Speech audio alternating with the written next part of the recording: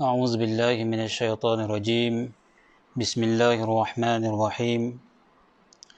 الحمد لله رب العالمين، الرحمن الرحيم، مالك يوم الدين، إياك نعبد وإياك نستعين، اهدنا الصراط المستقيم، صراط الذين أنعمت عليهم غير المغضوب عليهم ولا الضالين، آمين. إن الحمد لله نحمده ونستعينه ونستهديه ونستغفره ونعوذ بالله من شرور أنفسنا ومن سيئات أعمالنا، من يهده الله فلا مضل له ومن يضلل فلا هادي له. أشهد أن لا إله إلا الله وحده لا شريك له، وأشهد أن محمدا عبده ورسوله. قالوا سبحانك لا علم لنا إلا ما علمتنا إنك أنت العليم الحكيم. قال رب اشرح لي صدري ويسر لي أمري واحلل عقدة من لساني يفقه قولي. أما بعد. Assalamualaikum warahmatullahi wabarakatuh. Alhamdulillah. Pertama sekali, marilah kita merafakkan kesyukuran kepada Allah Subhanahu wa taala kerana dengan limpah kurnia-Nya kita pada malam ini yang penuh barakah ini dapat berhimpun di dalam talian Facebook Live Pusat Islam UTM untuk bersama-sama dengan saya berkongsi sedikit berkenaan dengan tafsir Al-Quran. Jadi para peserta pendengar yang dimuliakan Allah Subhanahu Wa Taala, diharapkan sesi perkongsian ini pada malam ini saudara-saudara semua dapat dengar suara saya dengan jelas. Okey. Durian tunggal jelas Okey, yang lain jelas. Diharap kepada saudara-saudari yang mendengar sesi kuliah takmir kita ni antara maghrib ke isyak ini dapat menghebahkan kepada yang lain. Sama-sama kita menghebahkan majlis ilmu kita yang sekejap saja lagi akan dimulakan kepada semua masyarakat, terutama sekali warga Universiti Teknikal Malaysia Melaka.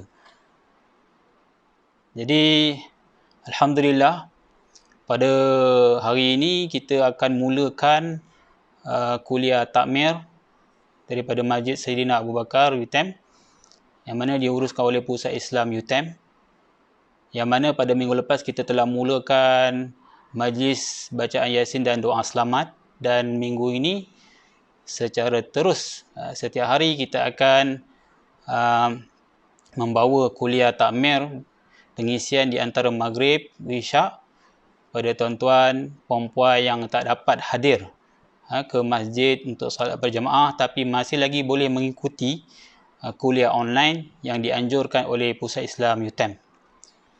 Okey, semua jelas Alhamdulillah. Jadi tuan-tuan yang sedang mendengar boleh menjemputlah orang-orang lain, saudara mara ataupun sahabat handai, jiran-jiran, untuk sama-sama kita berkongsi sekejap, saling ingat mengingati. Fazakir fa inna zikra tanfa'ul mu'minin. Tambah-tambah lagi, ruangan yang terhad ini kita akan kongsikan berkenaan dengan tadabbur Quran, tafsir Al-Quran, yang mana penghayatan tentang Quran ini kita perlu teruskan sepanjang dalam hidup kita, iaitu dipanggil sebagai pembelajaran sepanjang hayat. Jadi mudah-mudahan tuan-tuan semua yang ada dalam Facebook Live Pusat Islam ini kekal sementara, walaupun di sana banyak kuliah-kuliah online tuan-tuan boleh hadiri, tapi kalau dah tersinggah di Facebook Pusat Islam ini, harapnya kekal lah. Mungkin ada tuan-tuan puan-puan yang sedang berbuka puasa, yang meneruskan puasa 6. Masih lagi kita di bulan Syawal, detik-detik terakhir di bulan Syawal ini. Mungkin ada yang sedang menonton televisyen, menonton berita. Dapatlah kita dengar sekejap Facebook Live Pusat Islam ini untuk sama-sama kita berkongsi berkenaan dengan intipati-intipati penting dalam Al-Quranul Karim, insya-Allah. Okey, kita ada 8 orang, baru 8 orang ya. 8 orang ni tak begitu kata memberansangkan . Kalau 80 orang okeylah sikit. Tuan-tuan puan-puan boleh lagi menghebarkan share pada Facebook tuan-tuan berkenaan kuliah takmir Masjid Sayyidina Abu Bakar ini, dan boleh tuan-tuan memanjangkan, sebab barang siapa yang disebut dalam hadis Nabi SAW, man dalla ala khairi ka fa'ilih, barang siapa yang menunjukkan kepada kebajikan, maka seolah-olah dia adalah orang yang melakukan kebajikan tersebut. Jadi mudah-mudahan kita mendapat pahala jariah disebabkan kita memanjangkan kebaikan yang ada. Jadi insya-Allah tuan-tuan puan-puan yang dimuliakan Allah sekalian, kita pada hari ini akan memuliakan kuliah tafsir Al-Quran. Mana tafsir yang saya pilih adalah tafsir Ibnu Kathir rahimahullah, seperti yang ada di tangan saya ini. Mungkin di skrin tuan-tuan tu tulisannya terbalik nanti tuan-tuan boleh carilah buku tafsir Al-Quran, ataupun tuan-tuan boleh download di apps Quran Tadabbur pun ada juga. Secara ringkas disebut kat sini satu aplikasi yang sangat menarik ya. Kalau tuan-tuan boleh tengok Quran Tadabbur. Kalau tuan-tuan tak ada buku, boleh lihat pada apps ni lah, Quran Tadabbur. Boleh nampak tak? Tuan-tuan boleh tulis Quran Tadabbur, maka akan nampak simbol yang macam ni kan. Okey, boleh tengok pada terjemahan, maka tuan-tuan akan lihat kalau terjemahan tu tuan-tuan akan boleh lihat di setiap ayat ini dia ada secara ringkas. Secara ringkasnya akan menunjukkan tafsir secara ringkas. Jadi ini pun dah memadai untuk kita ulang kaji dalam sesi inilah. Jadi saya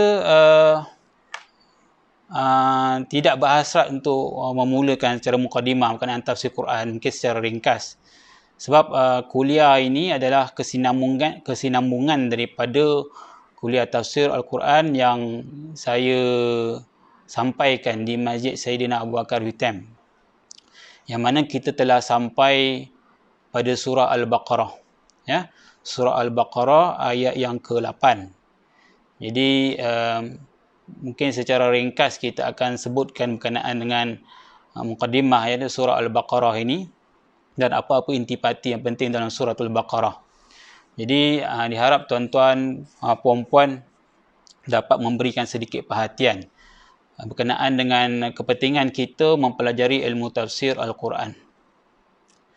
Jadi insya-Allah kita akan sambung pada ayat yang ke-8 daripada surah Al-Baqarah. Kalau tuan-tuan lihat daripada ayat yang pertama sampai ayat yang ke-7, kita akan lihat pada 5 ayat yang terawal dalam surah Al-Baqarah menyebut tentang perihal orang-orang yang beriman ya. Kalau kita baca daripada awal surah Al-Baqarah, daripada a'udzubillahi minasyaitonirrajim, bismillahirrahmanirrahim, Alif Lam Mim Dzalikal kitabu la raiba fihi hudal lil muttaqin. Ya. Alif Lam Mim, itulah kitab Al-Quran yang tiada keraguan di dalamnya, yang menjadi petunjuk buat orang-orang yang bertakwa. Jadi secara muqaddimah Allah menyebut tentang keagungan Al-Quran. Dia nak pasakkan kepada diri kita sebagai orang beriman ini, pertama, kamu kena ketahui, bila buka je Al-Quran, kamu kena masukkan dalam keyakinan kamu bahawasanya Al-Quran di dalamnya tiada keraguan. Ya, biasanya kalau kita nak baca satu buku, kita tidak akan membenarkan satu teori sehinggalah kita membaca teori tersebut. Sehinggalah kita tidak akan meyakini satu teori ataupun satu pandangan sehinggalah kita membaca dan telah terbukti. Tetapi Al-Quran, Allah Subhanahu Wa Taala mahu kita pertama sekali bersangka baik kepada Allah Subhanahu Wa Taala. Maknanya bila kita buka lembaran Al-Quran, dimulakan dengan sinopsis Al-Quran, iaitu surah Al-Fatihah ayat 1 hingga 7, kemudian dibuka surah Al-Baqarah itu. Selepas surah Al-Fatihah, surah Al-Baqarah, Allah terus nak pasakkan dalam jiwa kita, kalau kita ni betul-betul orang yang beriman, kita kena tahu bahawasanya Allah telah brief dulu kepada kita, Al-Quran ini di dalamnya langsung tidak ada keraguan. Itu kita kena ada dalam diri kita. Maknanya kalau kita nak satu ilmu yang bermanfaat dalam Al-Quran, kita kena bersihkan jiwa kita. Sebab berapa ramai orang yang mempelajari Quran, tuan-tuan, kalau kita lihat orang-orang barat, ada yang mereka faham Quran, faham konten Quran, Al-Quran ayat ni sedang berbicara tentang apa. Mereka juga mengkaji, tapi mereka tidak dapat hidayah. Sebab apa? Mereka mengkaji Quran semata-mata untuk mereka mengkaji Al-Quran ini adalah semata-mata untuk mereka menolak apa saja pandangan-pandangan yang disebutkan dalam Al-Quran. Ya, tapi dalam Islam ini kita kena sangka baik dulu. Allah nak kepada kita ni prasangka kita kena baik dulu. Sebab itu Allah kata dalam kitab ini tidak ada keraguan langsung di dalamnya. Ya. La raiba fihi hudal lil muttaqin. Itu kita perlu yakin dahulu. Tetapi Allah juga sebut siapa orang yang sebenarnya meyakini Al-Quran, siapa orang yang mendapat petunjuk daripada Quran. Walaupun dalam ayat yang lain Allah Ta'ala sebut hudal linnas, Quran ini adalah petunjuk bagi manusia. Tapi Allah di dalam ayat ini sebut hudal lil muttaqin, menjadi petunjuk buat orang-orang yang bertakwa, adalah orang-orang yang ada niat untuk melakukan kebajikan. Orang-orang yang ingin bersangka baik pada Allah Subhanahu Wa Taala. Orang-orang yang bila dia baca Quran, dia nak pandang kepada diri dia dulu, untuk tazkiyah diri dia dulu, maka dia akan mendapat petunjuk daripada ayat tersebut. Sebab ada juga orang mengkaji Quran tapi dia disesatkan. Yudillu bihi man yasha wa yahdi bihi man yasha.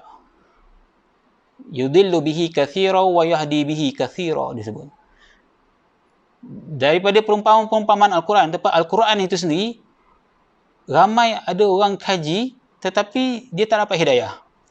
Tapi ada ramai juga orang kaji dapat hidayah. Maksudnya Allah nak beritahu niat dalaman kita dulu. Kalau kita bersih, kita dapatlah benda yang baik.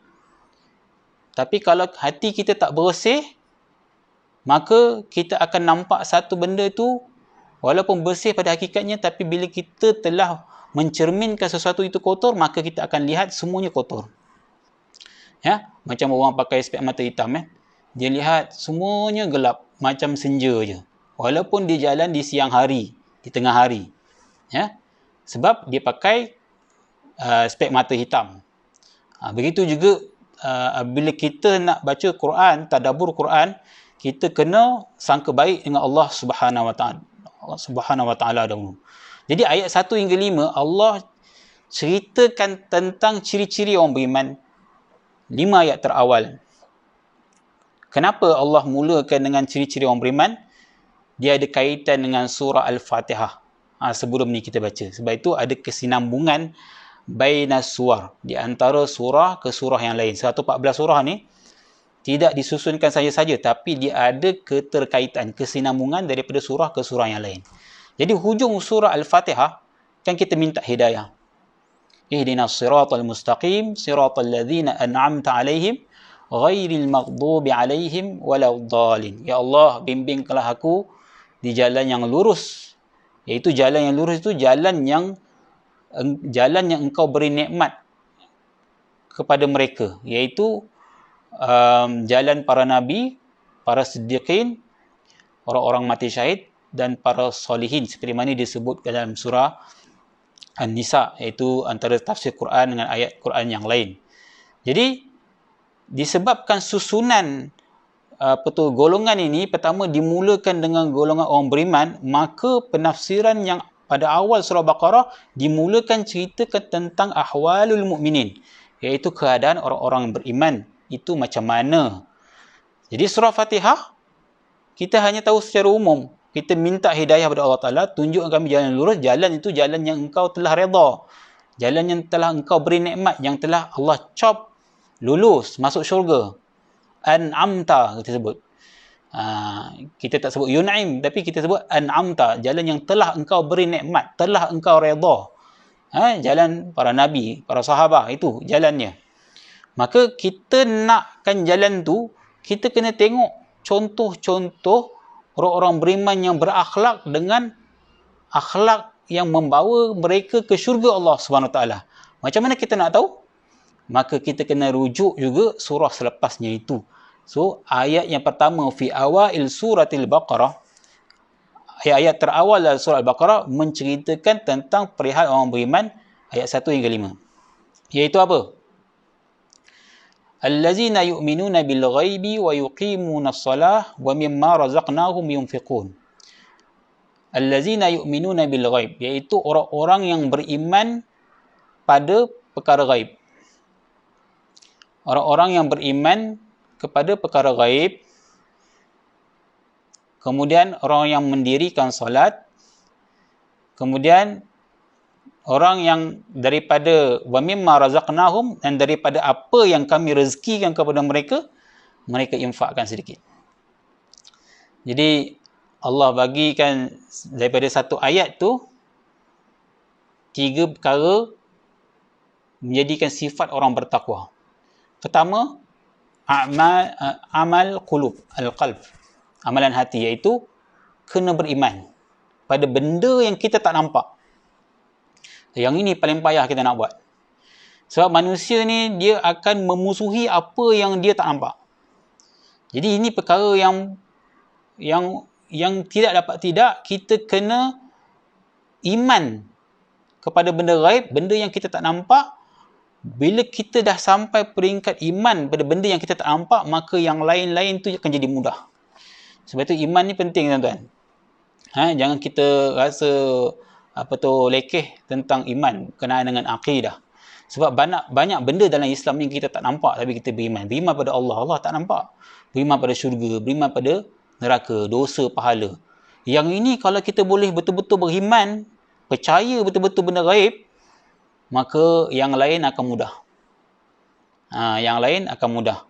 Masalah kita pada hari ini yang berlaku macam-macam masalah sosial adalah masalah iman. Masalah tak begitu yakin. Bukan kata tak ada iman langsung. Tak begitu yakin tentang benda yang kita tak nampak. So, kalau kita nampak dosa tu, tuan-tuan, macam mana dia manusia ni macam ni lah. Kadang-kadang dia nampak pun bahaya tu pun, dia pun tak heran juga. Macam orang hisap rokok, tuan-tuan kan. Sengaja dalam kotak rokok, di luar kotak rokok tu digambarkan rupa jantung kita ataupun paru-paru kita. Orang yang hisap rokok macam mana jantung ataupun paru-paru orang yang hisap rokok. Tapi orang yang hisap rokok tu tetap hisap-hisap juga, dia nampak dah akhir-akhir. Kan?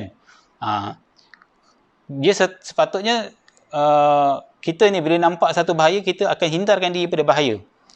Tapi benda ini adalah satu benda yang susah untuk dicapai, melainkan kena memarasah ataupun kena banyak untuk melakukan amalan-amalan yang boleh meningkatkan keimanan kita.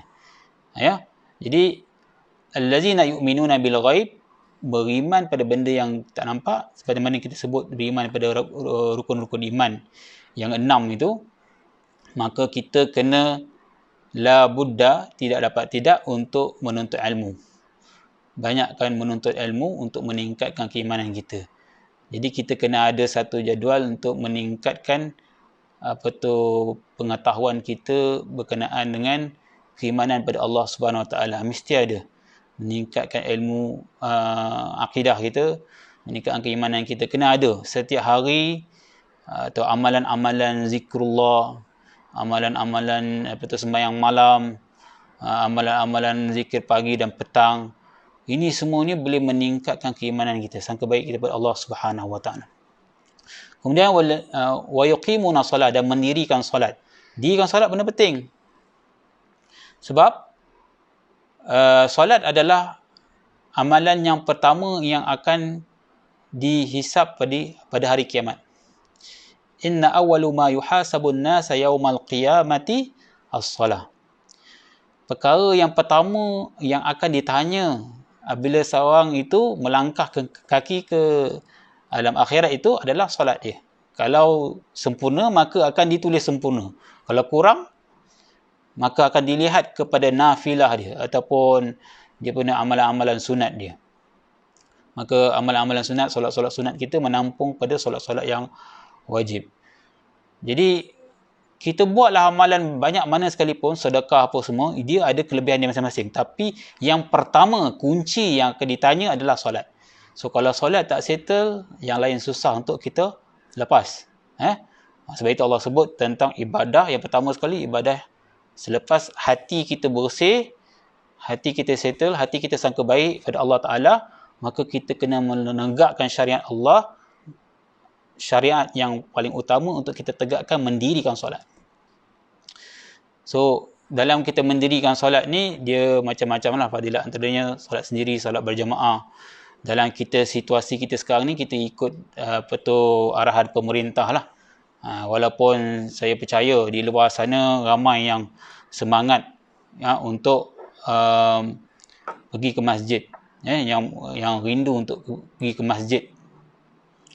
Jadi ada yang condemn pemerintah ataupun para mufti, sampai bila kita nak solat sendiri di rumah. Ada kebaikan dia, tuan-tuan. Percayalah, al-ulama warathatul anbiya. Para ulama adalah pewaris para nabi. Mereka tidak mengkaji dalil-dalil ni satu hari, dua hari, tuan-tuan. Dia keluarkan fatwa ni, dia tanya pakar-pakar yang terlibat untuk dikeluarkan fatwa. Jadi dia adalah maslahah kita sebagai orang beriman, kita tetap boleh mendirikan solat berjamaah di rumah walaupun tak dapat solat di masjid ataupun di surau. Jadi siapa-siapa yang tidak terpilih untuk solat di masjid secara berjamaah ataupun dalam solat Jumaat, maka janganlah kita berduka cita. Sebab bila kita ada niat tu, kita dah dapat pahala tu dah. Kalau ada niat dah. Sebab ada juga kes baru ni, sebelum masa kita PKPP, dah ada dibuka ruang solat Jumaat tu lebih. Dia tetap juga tak solat Jumaat sebab dia kata ini musim Covid. Jadi bila dia dibuka, dia tak perlu datang pula. Bila dah ditutup, condemn juga. Sebab apa?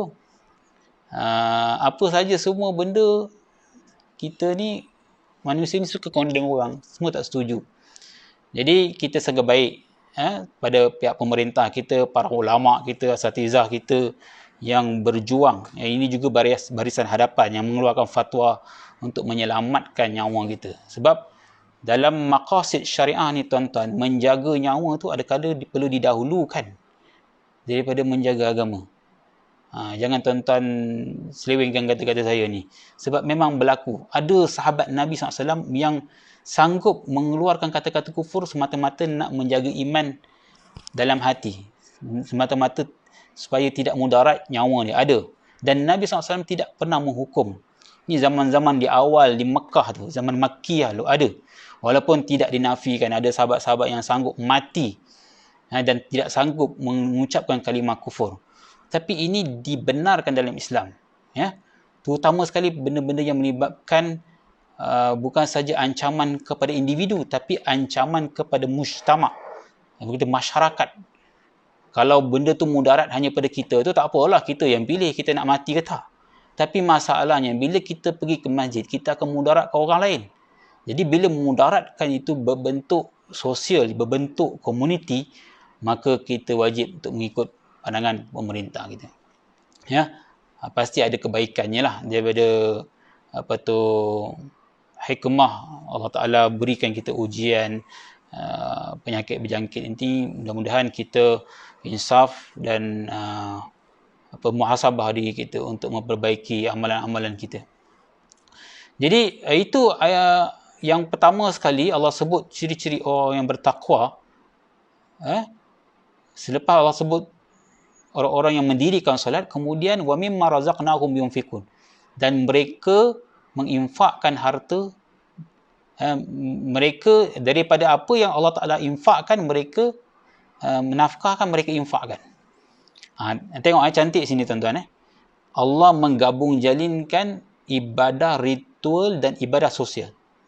Maksudnya ibadah ritual ini adalah ibadah yang bersangkut paut tentang diri kita sendiri. Maksudnya kalau kita tak buatlah. Solat. Kita tak boleh nak suruh orang wakilkan solat kita. Walaupun berlaku lah, sebelum ni ada orang kata, kau tolong solatkan Jumaat untuk aku sibuk lah, kau tolong solatkan Jumaat untuk aku. Tak boleh, kan? Kalau keluar nama kita lah wajib pergi, kan? Kalau kita sibuk benda-benda lain, tak ada benda yang lebih penting melainkan solat. Kita baca surah Al-Jumu'ah, kan? Bila datang seruan solat Jumaat, seruan keluar nama kita, wajib kita pergi, kan? Melainkan kalau kita sakit, ada simptom tu, tak apalah. Tapi kalau ada meeting ke apa, tak boleh, kita kena ke tepi, kan? Kalau ada hal bisnes, kita kena ke tepi, kan? Kita kena pergi kalau keluar nama kita. Dia berlaku sebelum ni, ada yang suka wakil-wakil. Saya wakilkan orang lain. Pasal apa wakil? Saya tak free ya solat Jumaat minggu ni. Ada hal lain nak jumpa. Tak ada. Kita haram. Gitu. Kalau kita takut banyak penyakit berjangkit ataupun kita ada simptom-simptom lah. Itu lain lah. Okay. Jadi, itu ibadah ritual. Kemudian Allah gabungkan ibadah sosial. Wa mimma razaqnahum yunfikun. Maksudnya kebajikan ni tuan-tuan, perempuan yang dimuliakan Allah. Bukan hanya solat, puasa, buat haji, umrah, baca Quran. Bukan. Ibadat ataupun kebajikan yang Allah Ta'ala nak kita lakukan adalah ibadah yang berbentuk holistik, menyeluruh. Iaitu ibadah yang bersangkut paut dengan diri kita, dengan Tuhan, dengan ibadah yang bersangkut paut dengan kebajikan ataupun melakukan ihsan kepada manusia yang lain. Sebab Allah berezekikan Allah rezekikan kita ni, harta ni tak sama. Ada orang kaya, ada orang miskin, ada orang sederhana. Jadi Allah berikan tanggungjawab pada orang-orang yang kaya ataupun orang-orang yang wajib membayar zakat ini, tanggungjawab dia menolong orang-orang yang susah. Maknanya daripada harta kita itu ada rezeki orang lain.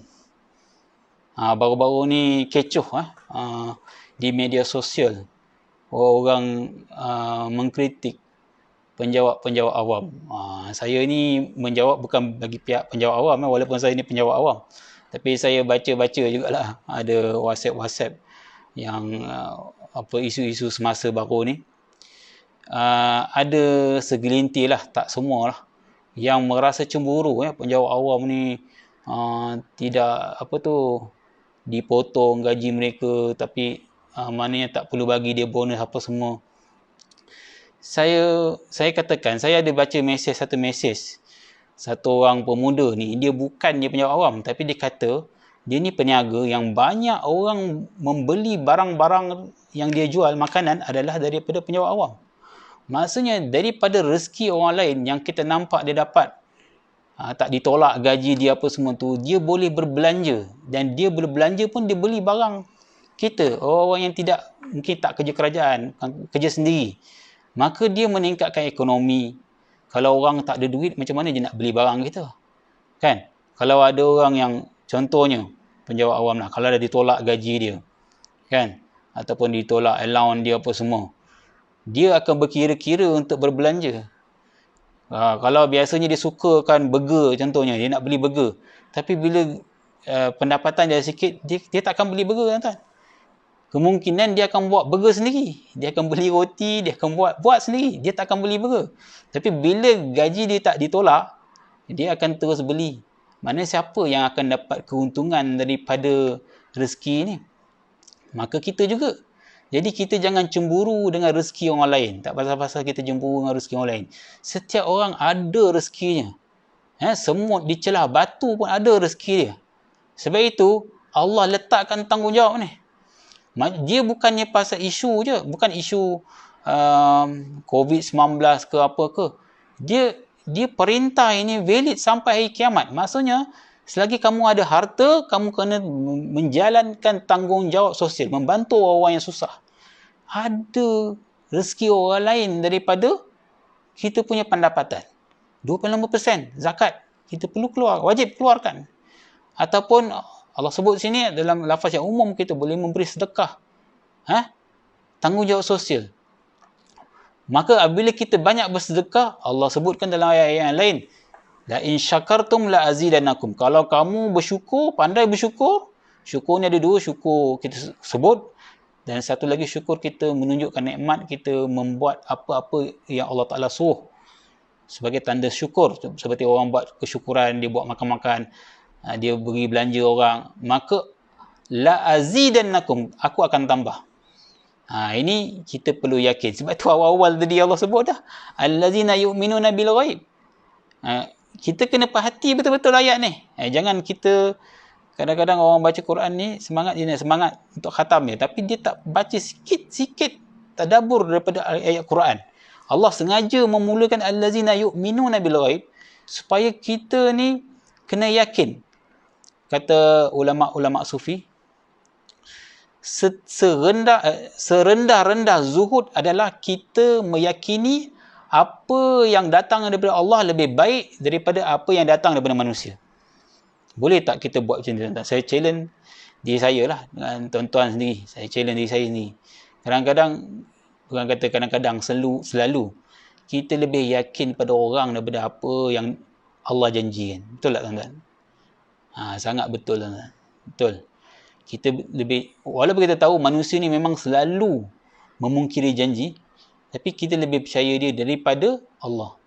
Bukti dia, tuan-tuan, bila kita dalam susah, kadang-kadang kita tak cari Allah dulu. Kita cari orang dulu. Kan? Bila kita cari orang ni tak boleh bantu kita, cari orang ni tak boleh bantu kita, cari orang ni sampai orang ke-10 tak boleh bantu kita, barulah kita bentang sejadah, kita doa kepada Allah, ya Allah, bantulah hamba-Mu, ya Allah. Tengoklah, Allah itu yang ke-11, mungkin ada yang ke-20, ada yang ke-30 dalam kamus hidup kita. Pertama kita cari orang dulu. Maksudnya, kita ni sangat kata memandang kepada material. Kita hanya pandang kepada apa yang kita nampak. Dan kita tak nampak pun ada satu kuasa, iaitu Allah Ta'ala yang sangat memelihara kita, yang menghidupkan kita. Setiap hari dia hidupkan kita. Dia beri rezeki pada kita. Kadang-kadang rezeki tu kita tak usaha pun dia datangkan. Itulah bukti dia. Maksudnya kita sebenarnya lebih yakin kepada manusia daripada yakin kepada Tuhan. Sebab itu Allah sengaja mendahulukan allazina yu'minuna bil ghaib, kan? Kemudian wa yuqimuna shalah wa mimma razaqnahum yunfiqun. Tiga benda ni yang perlu kita perhalusi betul-betul. Pertama, kita sangka baik dengan Allah Ta'ala. Apa yang Allah Ta'ala suruh tu ada hikmah di sebaliknya. Ada hikmah di sebaliknya. Jangan kita condemn dulu. Kita tengok rahsia daripada segala persyariatan. Dan buat-buat ni kenapa banyak pahala dia. Kalau sebenarnya dalam Islam ni lagi banyak kita korban, lagi banyak pahala. Sebab itu dalam hal sedekah, Allah sebut lan tanalul birra hatta tunfiqu mimma tuhibbun. Kamu tidak akan beroleh kebajikan sehingga kamu menginfakkan apa yang harta yang paling kamu sayang. Harta yang paling kita sayang. Sebab kebanyakan daripada kita ni, termasuk saya lah, kadang-kadang kita nak bagi pada orang ni, kadang-kadang apa yang mungkin kita dah tak perlu lagi, contoh kan. Kita dah mungkin nak, contohnya kita ada motosikal, kita mungkin dah tak naik motor sangat, kita bagi pada orang, pada jiran kita mungkin memerlukan nak cari ni, ataupun kita mungkin kita ada baju, anak-anak kita dah besar, ada baju yang baik-baik, yang berjenama baik-baik, kita bagi. Sebab apa? Sebab mungkin anak-anak kita dah tak muat baju tu, kita bagi orang. Ya, kita bagi juga dapat pahala, tapi kita bagi tu dalam keadaan kita dah tak memerlukan, kita dah tak berhajat kepada harta tersebut. Tapi ketahuilah tuan-tuan, pahala yang paling besar adalah harta yang kita masih lagi berhajat padanya, kita infakkan kepada orang lain. Yang itu yang paling pahala paling besar lah. Sebab itu, lagi besar pengorbanan, lagi besar pahala di sisi Allah Subhanahu wa taala. Jadi dua jenis ibadat di sini digabungkan, ibadah sosial, ibadah ritual dan ibadah sosial. Ramai orang tertipu yang banyak fokuskan kebajikannya adalah ibadah ritual. Pada solat dia, alhamdulillah, khatam banyak kali, khatam, masya-Allah. Pergi haji banyak, 16 kali pergi haji. Saya pernah tanya ada satu orang tempat saya belajar tu, di Maghribi. Haji tu bagus, dia suka bagi makan. Saya tanya, haji, berapa kali pergi haji ni? Saya ni kalau nak panggil haji saya ni, 1 minit baru habis haji. baru habis panggilan. Haji. Dan 16 kali pergi. Sebab memang banyak fokus pada tu. Ada orang yang banyak fokus pada ibadah ritual. Tak nafikan ibadah ritual ni penting kan untuk ibadah kita dengan Allah Taala. Tapi jangan kita biarkan ada kelompongan. Maknanya kita tak seimbang.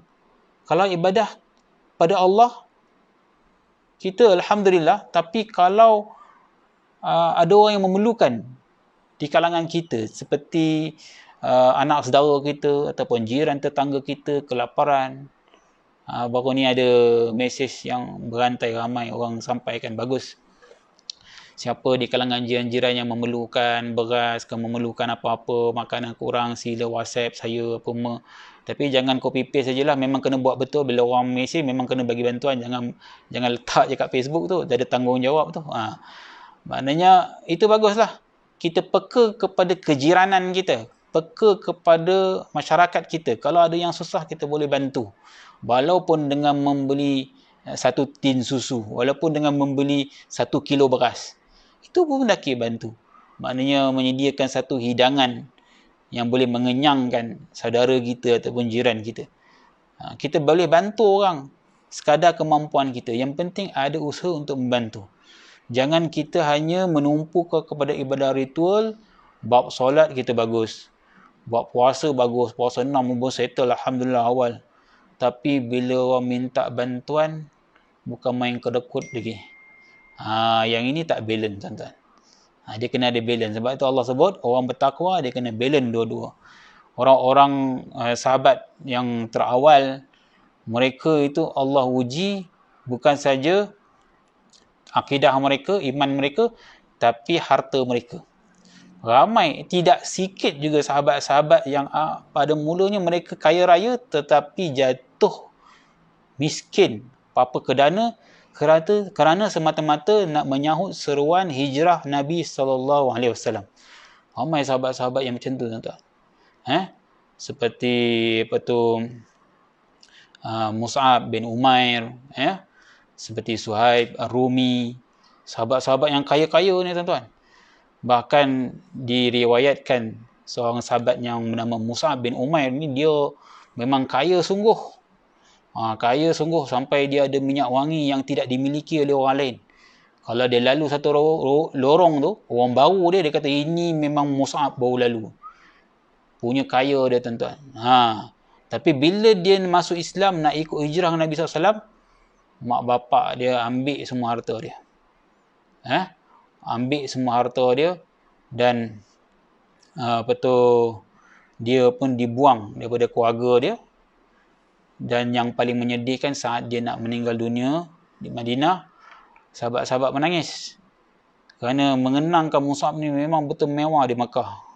Tapi bila dia meninggal dunia, orang nak tutup jenazah dia tu kain, dia tak ada kain yang baik yang untuk dimiliki, melainkan satu helai kain yang apabila ditutup wajah dia, tersingkap kakinya. Bila ditutup kakinya, tersingkap kepalanya. Masya Allah, tuan-tuan. Kita tak adalah sampai miskin macam tu, tuan-tuan. Tapi apa yang kita buat untuk Islam? Untuk bantu orang. Pernah tak kita lihat ada satu orang yang bukan Islam, kita pandang ni dalam keadaan kita kesian kat dia. Ya Allah, kalau aku mati sebelum dia ni masuk Islam. Kita tengok muka jiran kita. Kita tengok sahabat-sahabat jiran-jiran kita yang mungkin kita selalu kutuk, dia tak pergi semayang. Cuba ubah sikit persepsi kita ni daripada benci kepada kasih sayang. Macam mana aku nak tarik dia ni? Macam tu. Kita kena ada perasaan macam tu. Kita sebagai ibu bapa macam tu. Kita anggap macam ibu bapa kan. Mak bapak ni kalaupun dia tak suka sikit perangai anak dia, tapi dia tetap ada sayang. Yang mana orang lain, mungkin kalau adik-beradik dia ada benci. Dia kata, mak buat je dia, mak buang je. Tapi sebagai mak dan ayah, walaupun dia benci sekalipun pada anak dia, dia ada sayang. Itu yang kita nak terapkan kepada masyarakat-masyarakat lain. Yang kita pandang dengan pandangan kasih sayang, kerana Allah Ta'ala itu mengutuskan Nabi SAW sebagai simbol kasih sayang, rahmat. Wa ma arsalnaka illa rahmatan lil alamin. Tidak aku utuskan engkau wahai Muhammad melainkan rahmat buat seluruh alam. Jadi 3 amalan yang ada pada orang-orang yang bertakwa itu adalah allazina yu'minuna bil ghaib wa yuqimuna shalah wa mimma razaqnahum yunfiqun. Kemudian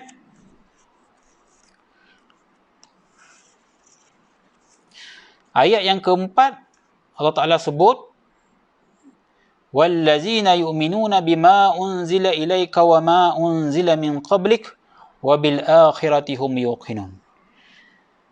Dan mereka yang beriman kepada Alkitab, mereka yang beriman dengan kitab, yakni Al-Quran, yang telah diturunkan kepadamu, dan kitab-kitab yang telah diturunkan sebelummu, serta mereka yakin akan adanya kehidupan akhirat. Ini juga Allah nak tentukan sifat-sifat orang bertakwa.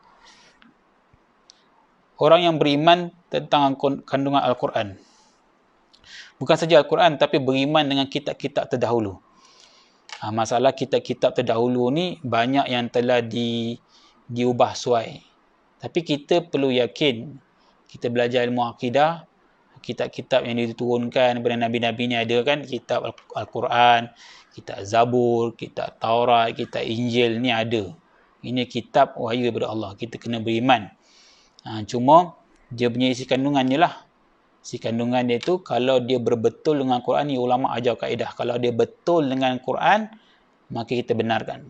Kalau dia ni tak disebut dalam Quran, tapi disebut, tapi ini kita no comment lah, tawakuf. Tapi kalau dia bertentang dengan Quran, ini kita bantah. Ini ada satu disiplin untuk kita dengar daripada khabar-khabar Israeliat ataupun daripada kitab-kitab perjanjian lama ataupun perjanjian baru, yang mana kita tak tahu mana ayat yang telah diselewengkan ataupun dikekalkan. Tapi Allah Ta'ala nak kita beriman. Sifat orang beriman ni, dia bukan saja beriman pada Nabi Muhammad SAW, tapi dia kena terima Nabi-Nabi terdahulu. Dia tak boleh cakap, aku ni semua Nabi beriman, tapi Nabi Yaakob ni aku tak berapa berkenan lah. Tak boleh. Kita boleh jatuh kufur. Kan? Boleh jatuh kufur. Jadi kita kena beriman pada semua Nabi. Semuanya membawa risalah yang sama. Untuk supaya orang sembah Allah SWT yang satu. Masalah anak cucu mereka ini adalah masalah manusia lah. Kalau kita nak salahkan, kita nak letak KPI satu orang tu kerana pengikut dia, yang ini kita tak sesuai untuk kata pada para Nabi. Itu mungkin kalau kerja kita kena tengoklah. KPI ini kena tengoklah. Macam kalau kita nak ukur, kita bukan tanggungjawab kita mengukur. Sebab ada orang yang ada Nabi dan Rasul yang diberi tanggungjawab untuk berdakwah, satu orang pun tak ikut dia. Ada pun ada yang sikit saja ikut dia. Seperti Nabi Nuh AS berdakwah selama 950 tahun. Tapi hanya berapa orang saja, berapa puluh orang saja yang ikut dia. Adakah kita nak kata Nabi Nuh ni gagal? Tidak. Allah nak gambar kat sini, kamu kena usaha saja. Tapi yang memasukkan hidayah dalam hati manusia itu adalah tugas Allah. Itu tanggungjawab Allah. Sebab itu kita kena bersyukur Allah Ta'ala berikan kita dalam sebab kita dapat hidayah ni tuan-tuan. Sebab kita kena tahu ada orang di zaman dahulu yang keturunan Nabi, yang isteri Nabi, yang anak Nabi pun tak dapat hidayah. Kita ni mungkin baru anak tuan guru, mungkin anak cucu tuan guru, ataupun mungkin tak ada tuan guru dalam keluarga kita. Apatah lagi. Sebab itu kita kena terus menerus memohon hidayah Allah Subhanahu Wa Taala. Sebab iman ini dia bukannya semestinya kalau keluarga kita ni orang baik, kita confirm akan jadi orang baik. Tidak. Sebab Allah telah merakamkan berapa orang di kalangan manusia ni yang mana dia dikelilingi oleh orang baik tapi dia tak dapat hidayah. Ada orang yang dikelilingi orang-orang kufur tapi Allah boleh masukkan hidayah. Seperti Asyah, isteri Fir'aun, yang mana istana dia tu penuh dengan kekufuran. Tapi Allah masukkan hidayah. Hidayah ni adalah milik Allah Subhanahu Wa Taala. Sebab itu, ayat yang keempat ni Allah menyuruh supaya kita beriman sepenuhnya dengan Al-Quran. Sama ada kita nampak logiknya ataupun tak nampak logiknya, beriman je lah. Sebab tu kita terima. Dia ni kalau penulisan orang, kalau tesis orang, disertasi orang ni, kita boleh kritik kalau kita tak setuju. Sebab manusia kan. Imam Malik pun cakap dalam Masjid Nabawi, ketika mana dia mengajar di Masjid Nabawi, dia kata, kullun nas yu'khazu min kalamihi wa yurad illa sahib hazal qabr. Dia kata, setiap manusia itu boleh diambil kata-katanya dan boleh ditolak. Jadi jangan marah orang tak terima pandangan kita dalam mesyuarat. Sebab manusia ni macam-macam berfikir, cara berfikir lain. Kadang setuju kita, kadang tak setuju kita. Kadang-kadang kita rasa baik, dia tak nampak sisi kebaikan, dia nampak kebaikan pada sisi yang lain. Jadi jangan kita marah. Manusia ni macam-macam pandangan. Setiap manusia boleh diambil kata-katanya dan boleh ditolak, melainkan Tuhan punya kubur ni. Dia tunjuk kepada makam Nabi SAW ketika mana dia mengajar di Masjid Nabawi.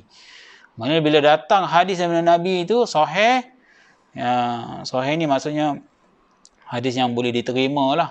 Tak kira dia hasan ke, dia lemah ke, yang boleh diterima sebagai fadailul amal ke, boleh diterima, kita ambil. Kan?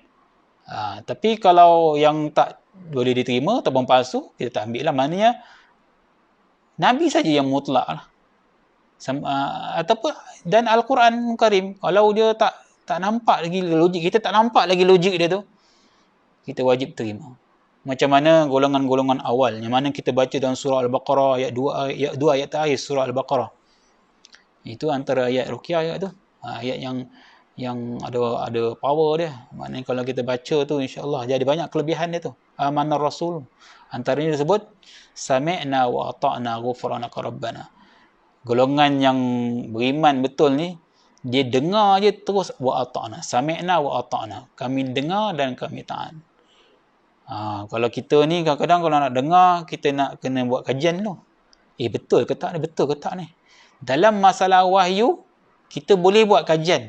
Tapi kita kena terima dulu. Kita kena terima dulu. Tapi kalau macam teori-teori orang lain buat apa, kita memang kena kaji dulu. Tapi dalam masalah wahyu, kita kena terima dulu. Lepas tu nak kajilah. Tapi kena terima. Mesti dia macam ni. Itu keputusan dia. Kan? Jadi sami'na wa ata'na, kami dengar dan kami taat. Itu. Jadi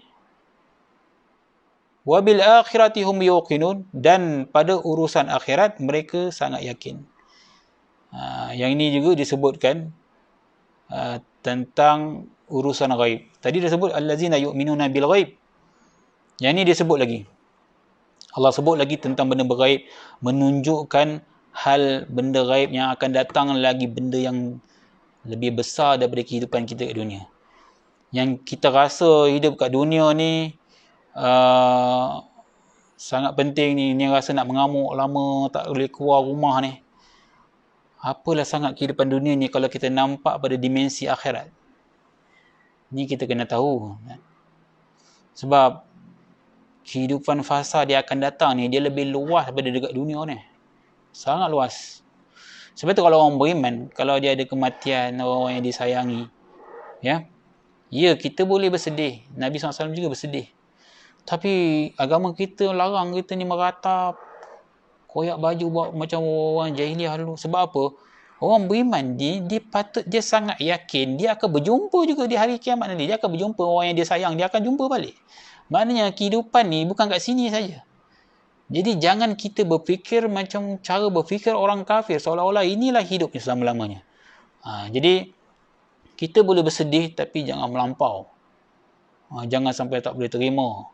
Sebab itu perkataan yang pertama sekali bila kita diuji, Allah kata beri khabar gembira pada orang yang macam ni. Bila dia kena saja ujian yang menguji kesabaran dia, pertama sekali dia ucapkan adalah Inna lillahi wa inna ilaihi rajiun. Ini bukan saja-saja, bukan saja ucapan, tapi dalaman. Sesungguhnya kami pun datang kepada Allah. Bukan kata hilang benda tu. Kami ni pun dulu tak ada. Kami ni pun datang kepada Allah, dan kepada Allah lah kami akan kembali. Bukan kata anak, bukan kata kereta kita, bukan kata benda yang kita sayang hilang jawatan, hilang apa semua. Kita pun dulu tak ada. So kalau kita boleh fikir dengan dimensi yang lebih besar, maka kita tidak akan berduka cita dan kita akan bersabar. Allah kata wabasyiris sabirin.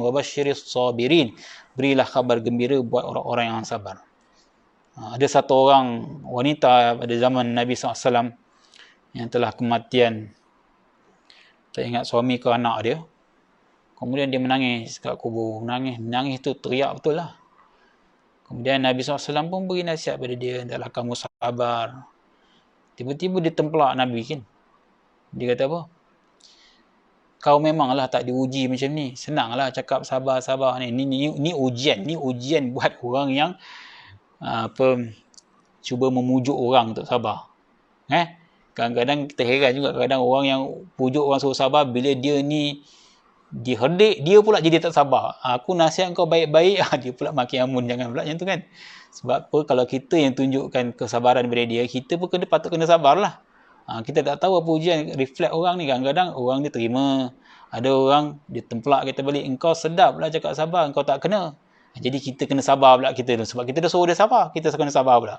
Jadi Nabi SAW dengar je apa dia cakap. Engkau tak kematian ni, anak kau apa semua, bolehlah kau cakap macam tu. Dia cakap macam-macam dengan Nabi. Kemudian Nabi pun beredar. Sebab bila tengok dia hot sangat ni, Nabi pun tak teruskan cakap lah. Ini kaedah lah kita ni tengah bercakap dengan orang yang dia punya akal dia seolah-olah hilang. Dia cakap tu merapu-rapu, kita kena cool sekejap. Jangan berdebat dengan dia. Ini tak sesuai lagi untuk masa berdebat. So kita kena tinggalkan, bagi masa pada dia. Jadi Nabi meninggal. Kemudian kawan dia beritahu dia, kau tahu tak kau cakap dengan siapa tadi? Dia kata siapa? Itulah Nabi Muhammad. Sebab dulu kan orang tahu Nabi Muhammad tahu, tapi gambar tak nampak. Dulu mana ada WhatsApp. Orang tahulah Nabi Muhammad. Kadang ialah duduk selang 3-4 kampung, tak pernah jumpa pun. Kan? Nabi bukan 24 jam nak round semua kampung-kampung lain. Jadi boleh jadi yang dia komunikasi itu Nabi, tapi dia tak tahu itu Nabi. Lalu dia pun bergegas pergi cari Nabi SAW untuk minta maaf. Ya Rasulullah, aku minta maaf, aku cakap macam tu tadi. Maksudnya kalau orang bukan Rasulullah tu, suka hati dia nak cakap apa. Tapi sebab Rasulullah, dia datang minta maaf. Lalu Rasulullah kata apa dia? Rasulullah cakap simple je. Ini dia bagi jawami'ul kalim. Cakap benda yang sikit, tapi orang kata padu lah. Zaman sekarang ni orang panggil padu. Ringkas tapi padu. Nabi kata apa?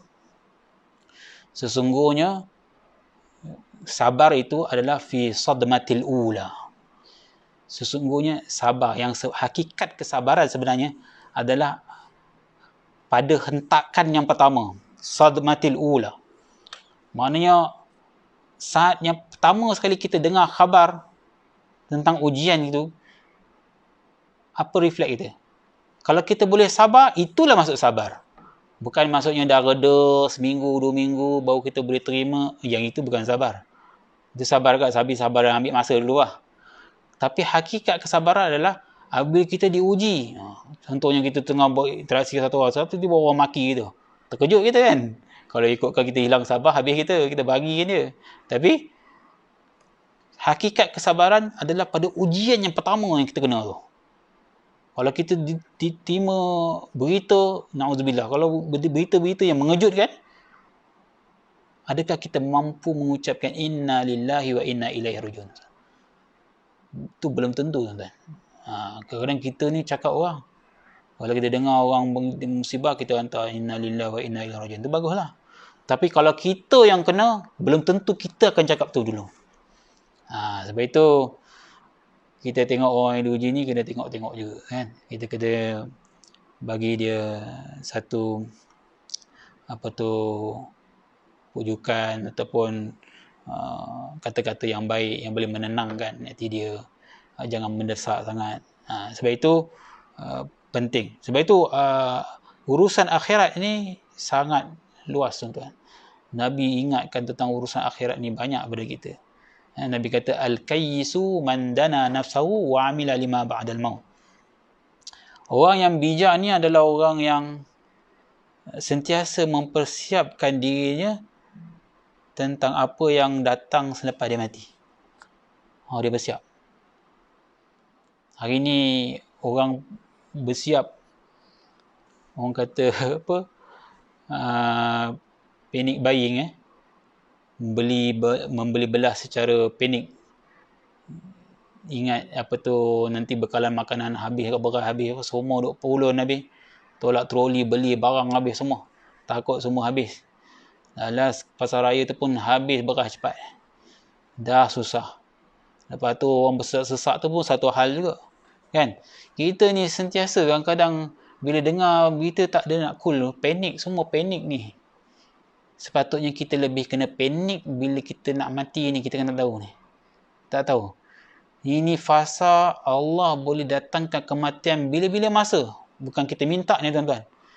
Kita dengar berita macam angka kematian pun banyak yang datang kita hari-hari meningkat ni. 100 lebih mati sebab COVID. Ada yang tak ada penyakit kronik, tiba-tiba sesak nafas, tak ada simptom sesak nafas tu meninggal, tuan-tuan. Ada.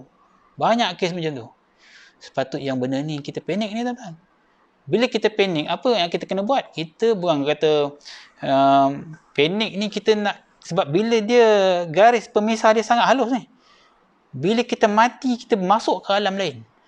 Bila kita masuk pada alam lain, masalahnya kita nak kena bawa bekal. Bekal kita cukup ke tidak?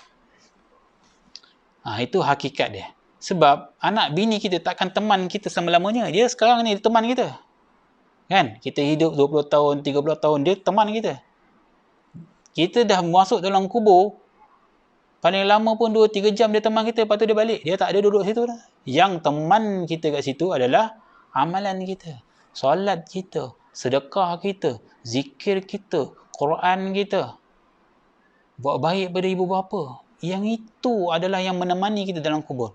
Masalah kita nak buat bekal-bekal ni macam mana? Allah sebut وَتَزَوَّدُوا فَإِنَّ خَيْرَ الزَّادِ التَّقْوَى. Berbekal-bekallah kamu, kerana sebaik-baik bekalan adalah takwa. Yang ini kita jangan ketinggalan, tuan-tuan. Sebab garis pemisah kehidupan dunia ni dengan kematian ni sangat halus. Kita tak tahu bila-bila masa kita boleh pergi ni. Kan?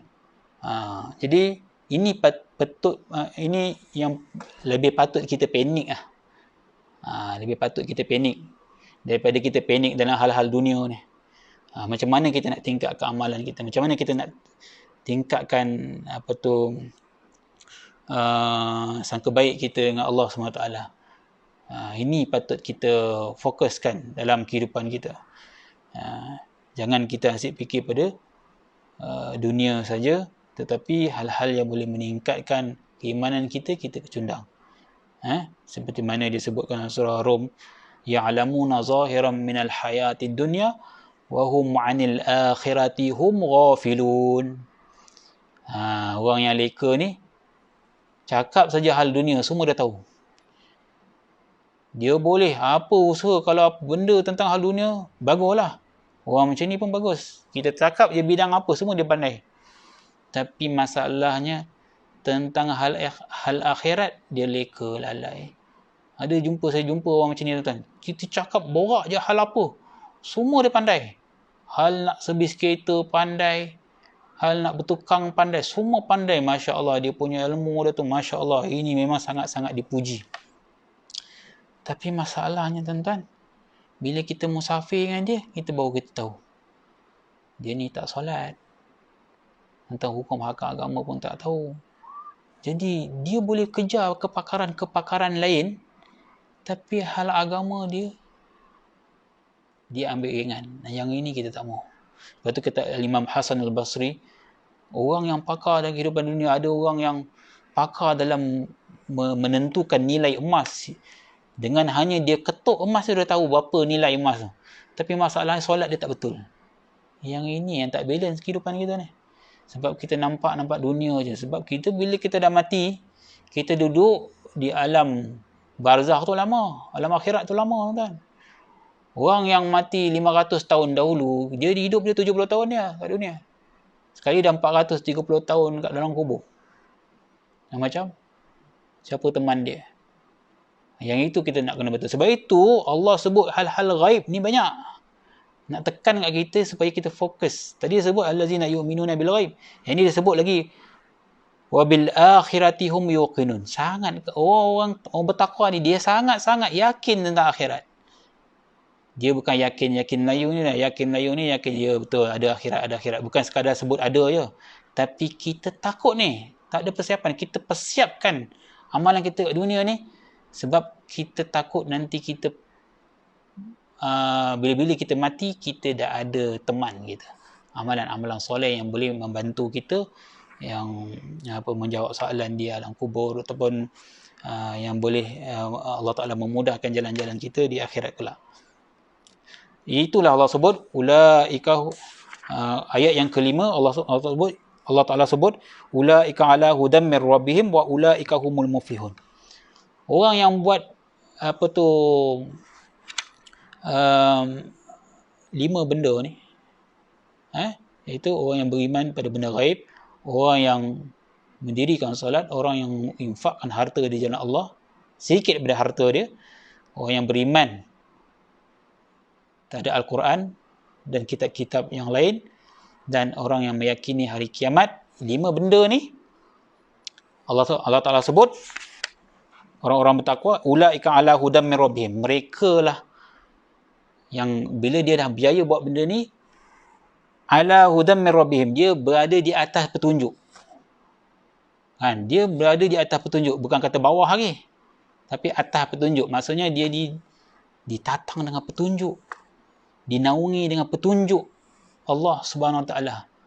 Kalau orang yang berjaya untuk beramalkan amalan-amalan ini, dan Allah kata wa ulaika humul muflihun, dan mereka itu adalah orang-orang yang beruntung ataupun berjaya. Perkataan muflihun daripada perkataan falaha. Falaha ni kalau kita belajar bahasa Arab, falaha maksud bertani. Falah, petani. Kenapa falah itu dipanggil sebagai petani? Sebab orang yang bercucuk tanam, bertani, dia akan mendapat hasil dia. Dan untuk mendapatkan hasil, dia kena sabar. Betul tak? Tak boleh tanam jagung hari ni, esok dah tumbuh, tak boleh. Nak makan sayur, tak boleh tanam, esok tak boleh sabar. Tengok je setiap jam bila nak tumbuh, tak boleh. Kita kena sabar. Bagi siapa sahabat-sahabat kita yang berkebun musim-musim PKP ni kan, Alhamdulillah, satu amalan yang baik. Yang kita boleh belajar daripada bidang pertanian ni, tuan-tuan. Sebab amalan ni perlu disemai. Kalau kita tidak rasa seronok lagi dengan Quran, kita kena latih diri kita. Kalau kita rasa kita belum terbiasa mempelajari Quran ni, kita kena biasakan. Lama-lama kita akan minat. Dan akhirnya Allah Ta'ala akan menyemaikan sifat kemanisan dalam melakukan amal ibadat bila kita kerap melakukannya. Kemudian sebab itulah Allah Ta'ala menggunakan perkataan muflihun. iaitu ia perlukan pengorbanan terhadap satu usaha yang mana pengorbanan itu akan mendatangkan hasil yang kita akan tuainya. Allah Ta'ala sebut muflihun, orang-orang yang beruntung dan orang-orang yang berjaya. Seperti mana disebut dalam surah Al-Mu'minun, qad aflahal mu'minun allazina hum fi salatihim khashi'un. Ya. Telah berjayalah orang-orang yang beriman, yang mana dalam solat dia khusyuk. Dan ada 5 lagi amalan-amalan yang lain yang boleh Allah Ta'ala ceritakan tentang kriteria orang-orang yang berjaya. Jadi cukup sekadar itu tuan-tuan, kita masuk ayat 1 hingga 5. Tadi saya nak kata masuk ayat yang ke-8, tapi akhirnya saya kupas ayat 1 hingga 5 dulu sebab kita nak kena bagi faham. Allah Ta'ala sebelum diceritakan tentang orang-orang yang munafik, orang-orang kafir, dia cerita dulu tentang perihal orang beriman. Allah nak fokus orang beriman ni macam ni. Kemudian kalau kamu tak ambil pengajaran juga, baru Allah Ta'ala cerita tentang orang-orang yang fasik, orang munafik, apa yang azab atau seksa yang dia akan terima. Sebab itu cerita benda yang menggembirakan dan cerita benda peringatan ni ada dalam metodologi Quran. Dalam kita tarbiyah anak-anak kita pun kena macam tu. Kita boleh cerita benda-benda gembira kan, tapi kita juga kena beri peringatan. Saya tak setuju kata-kata, mungkin ada sebahagian orang sidik pandai lah psikologi yang mengatakan kita kena cerita benda positif, jangan cerita benda-benda ancaman ni, jangan. Saya minta maaf, saya kurang setuju lah. Sebab kita kalau tengok metodologi Quran, Allah dia bagi satu contoh yang terbaik. Nabi kita disebut Bashira wa Nazira. Dia ni beri berita gembira dan dia juga memberikan ancaman. Kalau orang buat macam ni, Allah Ta'ala suruh bagi tahu apa ancamannya. Itu kita kena sebut. Lepas tu anak kita pun kita kena jaga macam tu. Kalau awak buat macam ni, nanti awak akan dapat macam ni. Dia sebenarnya rahsia daripada ancaman tu adalah kasih sayang juga. Sebab kita nak jaga dia. Kan? Itu kita kena jelaskan dengan anak-anak kita. Jangan semua, ada orang kata, jangan sebut jangan. Habis tu nak cakap apa? Kalau anak naik tangga, jangan sebut jangan. Habis nak kena apa? Tolong, jangan. Dapat juga. Tolong jangan naik tangga, sama juga. Kan? Jadi, tak berkesudahan. Mungkin dari segi bahasa tu kita boleh betulkan lah. Cuma, memberi berita gembira dan memberi ancaman tu, memberi peringatan perlu ada. Cuma dalam metodologi dakwah tu kita kena tengok pada orang dia lah. Kalau orang ni memang jenis suka putus asa, cepat putus asa, kita kena tengok kepada mad'u kita, ada kesesuaiannya. Firaun yang begitu kahau, kata orang Melaka, ketegak tu pun Allah Ta'ala utuskan Nabi Musa untuk cakap lembut. Takkanlah bapa kita ni baru menengking kita nak lawan. Siapa kita? Kita bukan lebih baik daripada Nabi Musa. Bapa kita pun bukan lebih jahat daripada Firaun. Allah perintahkan Nabi Musa cakap lembut daripada Firaun. Jadi kita kena tengok, kena belajar balik dalam Al-Quran ni apa yang perlu kita pelajari. Mudah-mudahan Allah Ta'ala berikan kita keberkatan ataupun kemuliaan dengan asbab kita mempelajari Al-Quran. Jangan kita berhenti daripada mempelajari Al-Quranul Karim. Mudah-mudahan Allah Ta'ala memberikan kita keberkatan dan memberikan kita rahmat di sisinya, insya-Allah. Jadi sekadar itu saja perkongsian kita pada malam ini. Insya-Allah pada hari esok tuan-tuan ada sambung kuliah takmir, iaitu kuliah hadis, ya, hadis modal insan yang disampaikan oleh Ustaz Izham, dan kita ada kuliah sampai hari Rabu. Hari Khamis kita ada pembudayaan Quran, baca Yasin dan doa selamat, minta perlindungan keselamatan daripada wabak COVID-19. Hari Jumaat kita ada bacaan kitab Fadailul A'mal, Sahih Fadailul A'mal, iaitu kitab yang menceritakan tentang kelebihan-kelebihan beramal. Sekadar itu saja perkongsian kita pada malam ini. Ada apa-apa soalan tak tuan-tuan? Tuan-tuan yang bersama dengan saya? Kalau tak ada, insya-Allah kita akan tangguhkan pada siri kuliah yang akan datang. Sambung ayat yang ke-6 Dan ayat yang ke-7 daripada surah Al-Baqarah cerita perihal tentang orang-orang kafirin, orang-orang yang kafir. Siapakah orang-orang yang kufur itu? InsyaAllah sekadar itu saja. A'udzubillahi minasyaitonirrajim. Bismillahirrahmanirrahim. Alhamdulillahirabbil alamin wassalatu wassalamu ala asyrafil anbiya'i wal mursalin wa ala alihi wa sahbihi ajmain. Allahumma inna nas'aluka 'ilman nafi'a wa rizqan thayyiban wa 'amalan mutaqabbala. Allahumma arinal haqqa haqqan warzuqna ittiba'ah wa arinal batila batilan warzuqna ijtinabah. Rabbana atina fid dunya hasanah wa fil akhirati hasanah wa qina azaban nar. Sallallahu ala Muhammadin wa ala alihi wa sahbihi wasallam. Walhamdulillahi rabbil alamin. Aqulu qawli hadza wa astaghfirullahu li wa lakum. Wabillahi taufiq wal hidayah. Wassalamu alaikum warahmatullahi wabarakatuh.